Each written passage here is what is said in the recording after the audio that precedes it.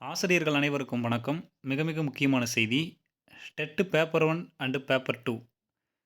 இவங்களுக்கான நியமனத் தேர்வு ரத்தா?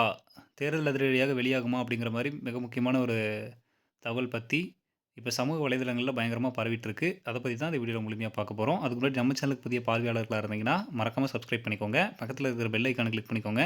அப்பதான் எந்த அப்டேட்டையும் மிஸ் பண்ணாம பார்க்க முடியும். சரி வாங்க வீடியோக்குள்ள போகலாம். நியமன தேர்வு ரத்தா?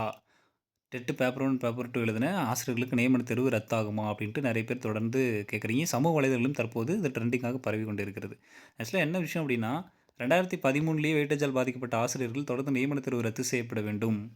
ஏன்னா, எங்கள்ல சில பேர் சர்டிஃபிகேட் வெரிஃபிகேஷன் போய் வேலைக்கே போயிட்டாங்க. எங்களுக்கு மட்டும் அந்த 149 ஜீவோ திடீர்னு வந்ததுனால போ முடியலன்னு நெறைய பேர் கேட்குறாங்க.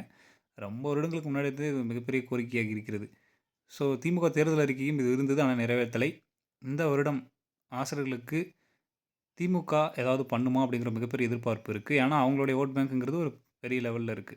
அவங்க பல வருஷமா அந்த 5 ஆண்டு காலங்கள்ல நெறைய முறை மனு குடுத்துட்டாங்க. நெறைய போராட்டங்கள முன்னெடுத்துட்டாங்க. அவங்களுக்காக ஏதாவது ஒரு விஷயத்த பண்ணி தான் ஆகணும். இல்ல அப்படின்னா, கண்டிப்பா அது வந்து ஓட்டு சதவீதத்த பாதிக்கிறதுக்கும் வாய்ப்பு இருக்கு. அதனால, ஸோ நியமன தேர்வு ரத்தோ, இல்ல அவங்களுக்கு அந்த மாரி அந்த ஆசிரியர்களுக்கு பாதிக்கப்பட்ட வெயிட்டேஜில பாதிக்கப்பட்ட ஆசிரியர்களுக்கு வேற ஏதாவது ஒரு வகுப்பூதியத்திலயோ, இல்ல தற்காலிக ஆசிரியர்களோ, பணி நியமனத்திலயோ முன்னுரிமை குடுக்கறதுக்கான வாய்ப்புகள் இருக்கு. அதுக்கான அறிவிப்புகள் வெளியாகுங்கிற மாரியான எதிர்பார்ப்பும் எல்லார்கிட்டயும் இருக்கு. தேர்தல் அதிரடியாக இந்த அறிவிப்பு வருமா? அப்படிங்கிற ஒரு மிகப்பெரிய எதிர்பார்ப்பு இருக்கு. சரிங்களா?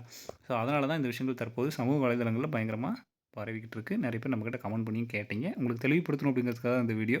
இதுல ஏதாவது சந்தேகம் இருந்தா கமெண்ட்ல கேளுங்க. மேலும் இது மாதிரியான டிஆர்பி மற்றும் பள்ளிக்கல்வித்துறை சார்ந்த உடனடி தகவல்கள் மற்றும் அப்டேட்களுக்கு நம்ம சேனலோடு இணைந்திருங்கள். நன்றி.